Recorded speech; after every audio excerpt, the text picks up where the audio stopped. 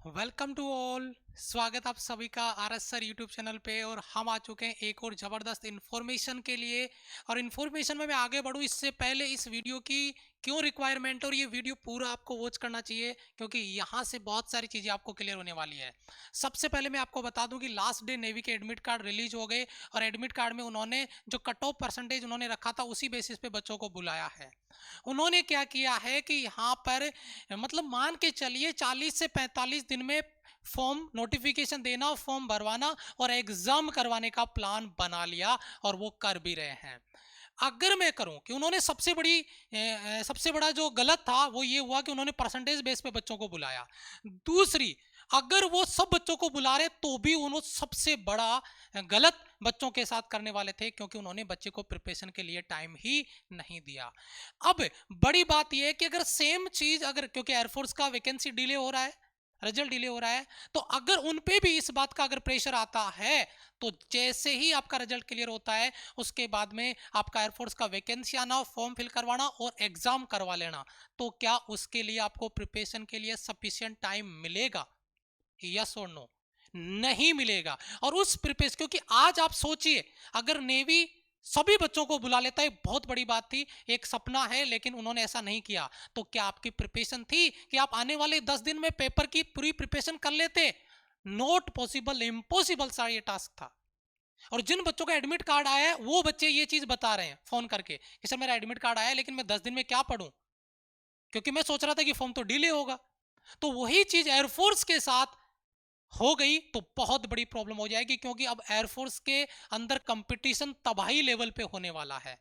क्योंकि जो बच्चा नेवी में डिवाइड हो रहा था वो बच्चा भी अब एयरफोर्स पे ही जा रहा है और एयरफोर्स की तैयारी कर रहा है, तो एयरफोर्स में कंपटीशन तबाही लेवल पे बढ़ने वाला है। और उसके लिए प्रिपरेशन भी आपको टॉप लेवल पे, जहर लेवल पे करनी पड़ेगी। लेकिन प्रिपरेशन करें किसकी? एक्स ग्रुप की करें या वाई ग्रुप की करें? तो एक बड़ा कंपेरिजन मैं आपको इस वीडियो में यहां पर देने वाला हूं एक्स एंड वाई से रिलेटेड, कि एक्स की प्रिपरेशन करें क्यों, वाई की करें क्यों, दोनों की करें क्यों, या दोनों की नहीं करें, इसका रीजन पे मैं डिस्कस करूंगा और हर एक कंपैरिजन के साथ, हर एक पॉइंट के साथ मैं आगे बढ़ूंगा। सबसे पहली चीज तो अगर मैं यहां पे बात करूं कि सर प्रिपरेशन करें तो किसकी करें, तो सबसे पहले तो एलिजिबिलिटी जो क्राइटेरिया है आपका कि एक्स के लिए कौन बच्चा फॉर्म फिल कर सकता है। एक्स के लिए वो बच्चा फॉर्म फिल कर सकता है जो साइंस बैकग्राउंड से आता है, साइंस बैकग्राउंड से आता है। और ये बात ध्यान रहे उसके इंग्लिश में 50 प्लस जो मार्क्स है वो होने चाहिए, ठीक है। पीसीएम उसका सब्जेक्ट होना चाहिए। टेक्निकल ब्रांच ये अकाउंट होता है आपका, ये नॉन टेक्निकल आता है वाई ग्रुप और ये टेक्निकल है आपका, है ना। तो टेक्निकल में आपको साइंस बैकग्राउंड से पीसीएम से होना जरूरी है और इंग्लिश में 50 प्लस मार्क्स होना चाहिए। अगर बात करते हैं वाई ग्रुप की तो ये नॉन टेक्निकल है, इसमें कंपटीशन ज्यादा मानता हूं मैं, क्योंकि इसमें आर्ट्स वाला बच्चा भी आता है, कॉमर्स वाला बच्चा भी आता है और इवन साइंस वाला बच्चा भी इसमें आता है, बायोलॉजी वाला बच्चा भी इसमें आता है। तो इसमें कंपटीशन बहुत ज्यादा होता है वाई ग्रुप में। एक्स ग्रुप में केवल मैथ्स वाला बच्चा जाता है, टेक्निकल ट्रेड है तो कंपटीशन कम रहता है। लेकिन प्रिपरेशन किसकी करें? साइंस बैकग्राउंड वाला एक्स और वाई दोनों की कर सकता है। साइंस बैकग्राउंड का जो बच्चा है वो एक्स और वाई दोनों की कर सकता है, लेकिन जो नॉन साइंस बैकग्राउंड से बच्चा है वो केवल और केवल वाई ग्रुप की ही प्रिपरेशन कर पाएगा, ठीक है। मान लिया कि एक्स ग्रुप की अगर आप प्रिपरेशन कर रहे हो तो फिजिक्स, मैथ्स और इंग्लिश आपको तैयार करनी होती है, लेकिन अगर वाई ग्रुप की आप बात कर रहे हैं तो यहां पर आपको इंग्लिश दोनों का कॉमन है और इसमें रागा जो सेक्शन है वो ऐड आपका हो जाता है। तो सबसे पहली चीज, जो बच्चा साइंस बैकग्राउंड से है क्या उसको दोनों फॉर्म फिल करने चाहिए? मैं कह रहा हूं फॉर्म आप दोनों फिल कर सकते हैं। अगर कोई मेरे से सजेशन मांगे कि एक्स ग्रुप के लिए ही फॉर्म अप्लाई करें या अप्लाई दोनों के लिए करें लेकिन प्रिपरेशन एक्स की करें, वो बच्चा दोनों की प्रिपरेशन करें जिसको काफी अच्छा एक्सपीरियंस हो चुका है, उसने 2-3 एग्जाम अटेम्प्ट कर लिए हैं और बहुत अच्छा उसका स्कोर वहां पे आ रहा है, ठीक है। वो बच्चा एक्स और वाई दोनों को कवर कर सकता है। लेकिन एक बच्चा बेसिक लेवल पे आ रहा है और वो एक्स और वाई दोनों की तैयारी में फंस के ना एक्स की तैयारी कर पाता है ना वाई की, तो मैं उसको सजेस्ट करूंगा कि वो केवल एक्स के लिए जाए। और जो नॉन टेक्निकल बैकग्राउंड से आते हैं वो बच्चे वाई की तैयारी यहाँ पे कर रहे हैं। तो ये आपको विशेष तौर से ध्यान रखना है। प्रिपरेशन का अपना जो बैकग्राउंड है वो आपको सेलेक्ट करना है, चूज करना है। उसके बाद में आप एक्स केवल वाई या एक्स और वाई पॉथ के साथ में प्रिपरेशन के लिए जा सकते हैं। एक्स की प्रिपरेशन और वाई की प्रिपरेशन। सब्जेक्ट मैंने आपको डिफरेंट डिफरेंट बता दिए हैं, फिर भी आपका कोई डाउट रहता तो कमेंट में जरूर करिएगा।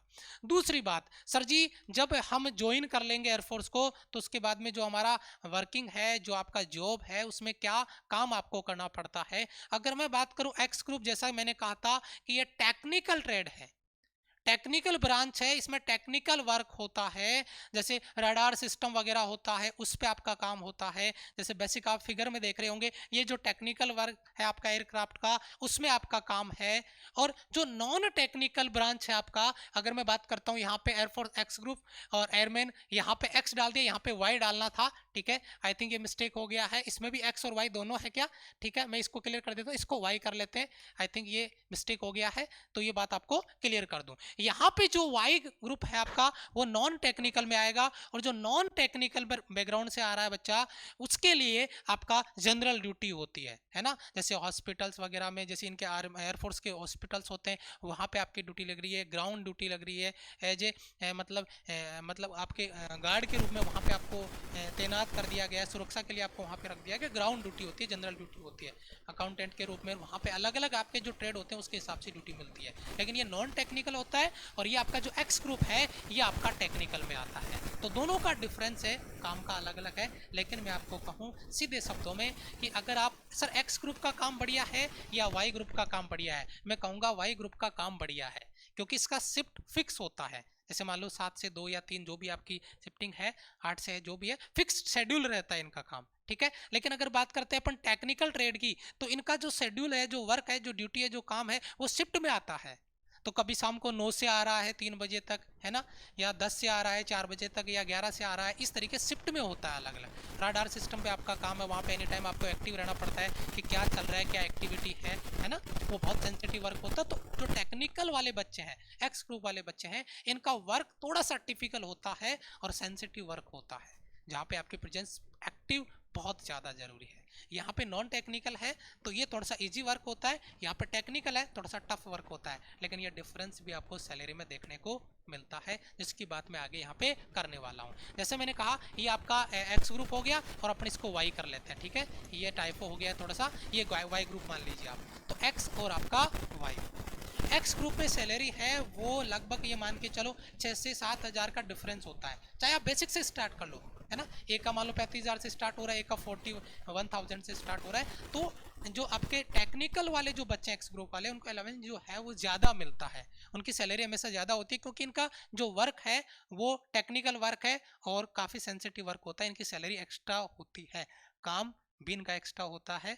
यहाँ पे थोड़ा सा वर्कलोड कम होता है वाई ग्रुप वाले बच्चों को, तो इनकी सैलरी में डिफरेंस आपको दिख जाएगा। हाँ, काम इजी है, सैलरी कोई मैटर नहीं करता, देन आप वाई ग्रुप में जा सकते हैं। लेकिन जब देश सेवा की बात कर रहे हैं तो फिर कौन सा वर्क इजी है, कौन सा वर्क हार्ड है, मुझे नहीं लगता कि ये चीज़ आपको सोचने की जरूरत पड़ेगी। तो थोड़ा सा डिफरेंस रहता है एक्स और वाई की सैलरी में, ठीक है। और वो डिपेंड करता है आपके ट्रेड के बेसिस पे, क्योंकि आपका कौन सा ट्रेड है ना। ट्रेड के बेसिस पे आपकी सैलरी डिफाइन होती है, तो फिक्स कोई डाटा यहाँ पर अपन डिस्कस नहीं करेंगे, है ना। ट्रेड के हिसाब से आपकी सैलरी अलग अलग पार्ट में अलग अलग आती है।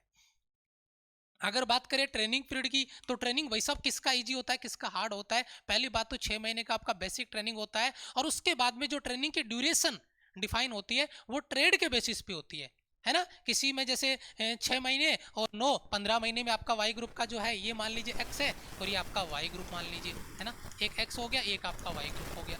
तो जो वाई ग्रुप वाला बच्चा है उसका मतलब 6 महीने का बेसिक ट्रेनिंग, 9 महीने का जो आपका वो ट्रेनिंग है पार्ट 2 में, और आपका ट्रेनिंग कंप्लीट हो गया। इधर का ट्रेनिंग है 6 महीने का बेसिक ट्रेनिंग है, उसके बाद में जो ट्रेनिंग पीरियड है वो आपके ट्रेड पे डिपेंड करता है कि कौन सा ट्रेड मिला है। एक ट्रेड जो है 6 महीने का बेसिक हो गया, 6 महीने का नेक्स्ट आपका ट्रेनिंग हुआ और आपका ट्रेनिंग कंप्लीट हो गया।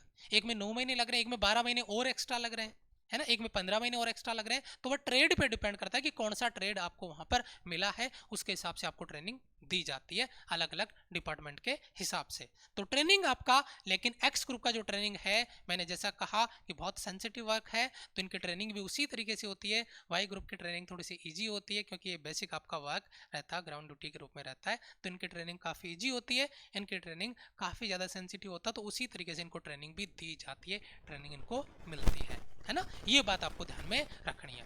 आपको मैं बताऊं कि ये जो प्रिपरेशन बच्चे करना चाह रहे हैं, क्योंकि जिन बच्चों ने प्रिपरेशन कर रखी है उनको प्रैक्टिस की रिक्वायरमेंट है, प्रैक्टिस करनी है। और जिन बच्चों को एयरफोर्स में जाने का ड्रीम है, सपना है, क्योंकि वैकेंसी भी आएगी, एग्जाम भी होगा, ऐसा तो नहीं कि आगे वैकेंसी नहीं आएगी। एक बच्चे का कमेंट हो सकता है कि सर वैकेंसी नहीं है तो मैं प्रिपरेशन कैसे करूं। तो मैं अगला ही सवाल ये कर लेता हूं कि बेटा अभी नेवी ने क्या किया, 40 से 50 दिन में एग्जाम तक कंडक्ट करवाने का प्लान उन्होंने दे दिया है, फॉर्म फिल करवा के। तो अगर ऐसा ही एयरफोर्स के साथ हुआ तो आप कभी अपना कोर्स पूरा नहीं कर पाओगे और आपका ड्रीम ही रह जाएगा, पेपर नहीं निकाल पाओगे और कंपटीशन बहुत तगड़े लेवल पे होने वाला है आने वाले एग्जाम्स में। तो आप अपनी प्रिपरेशन को स्टार्ट करिए। जिन बच्चों को कॉन्सेप्ट वगैरह क्लियर है वो प्रैक्टिस के साथ में अपनी प्रिपरेशन को कंटिन्यू रखे, और जिन बच्चों को बिल्कुल बेसिक से प्रिपरेशन करनी है वो बच्चे बिल्कुल बेसिक से अपनी प्रिपरेशन स्टार्ट कर सकते हैं। हमारे यहाँ पर 2 प्रकार से हम क्लासें आपके लिए कृष्णा बैच में जो 1 दिसंबर से स्टार्ट हो रहा है, 2 प्रकार से आपकी क्लासेज होगी। कॉन्सेप्ट क्लासेज आपकी कंप्लीट यूट्यूब पे रहेगी जैसा कि हमने पहले बताया, और जो प्रैक्टिस सेशन है जो एक्स्ट्रा ऑर्डिनरी लेवल पे होने वाली है, जहां पे गर्दा उड़ने वाला है, कंपटीशन होगा बापू लेवल पे, नेगेटिव मार्किंग के साथ, टोटल स्कोर के साथ में, correct answer, wrong answer, total score, negative marking, time कितना लिया आपने, हर तरीके का मैनेजमेंट आपको यहाँ पर मिलेगा। और वही चीज है, यानी डेली बेसिस पे आपका एग्जाम होगा। तो प्रैक्टिस आपका एप्लीकेशन पे होगा, माई राइजिंग इंडिया एप्लीकेशन पे नया बच्चा आया है, डाउनलोड करो, रजिस्टर करो। कोई भी इश्यू आता है तो आप हमारी टेक्निकल टीम से डिस्कस कर सकते हैं। तो ये जो नया बैच हम 1 दिसंबर से स्टार्ट करने जा रहे हैं वो बिल्कुल बेसिक से होगा, बिल्कुल बेसिक से एयरफोर्स एक्स और वाई ग्रुप के लिए। और इसका जो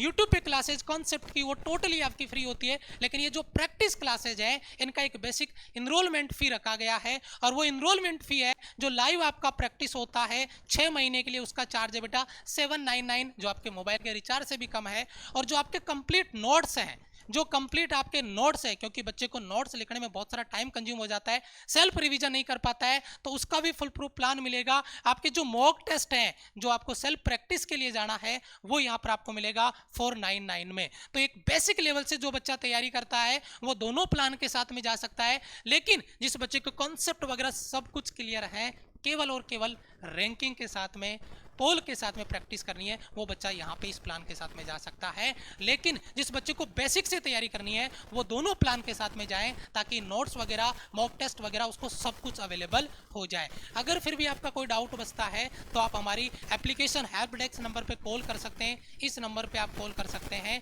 और अपना डाउट क्लियर कर सकते हैं, कोई डाउट आपका रह गया है तो। या आप BA सर से बात करना चाहते हैं, ये नंबर नोट कर सकते हैं। और अगर आप RS सर से डिस्कस करना चाहते हैं, कोई आपका पर्सनल डाउट है, तो आप इस नंबर पे कॉल कर सकते हैं। और उम्मीद करता हूं कि मेरे द्वारा दी गई इंफॉर्मेशन इस वीडियो में जो कंपैरिजन देता है एयरफोर्स एक्स एंड वाई का, फुल कंपैरिजन के साथ में आप खुद डिसाइड करिए और अपनी प्रिपरेशन स्टार्ट कर लीजिए। कहीं ना कहीं फिर से धोखा हो गया, अगर नेवी ने जिस तरीके से आपका किया है, टाइम ड्यूरेशन आपको प्रिपरेशन के लिए दिया ही नहीं है, उसी तरीके से अगर एयरफोर्स में हो गया तो कहीं ना कहीं बच्चा आगे आपका जो पेपर है उसमें बहुत प्रॉब्लम होने वाला है। Thank you so much, wait रहेगा आपके कमेंट का, एक कमेंट जरूर करके जाइएगा, सर हम तैयार है और प्रिपरेशन गर्दा लेवल पे होने वाला है और पेपर भी फोड़ने वाले हैं। Thank you so much, love you all, bye bye, Jai Hind.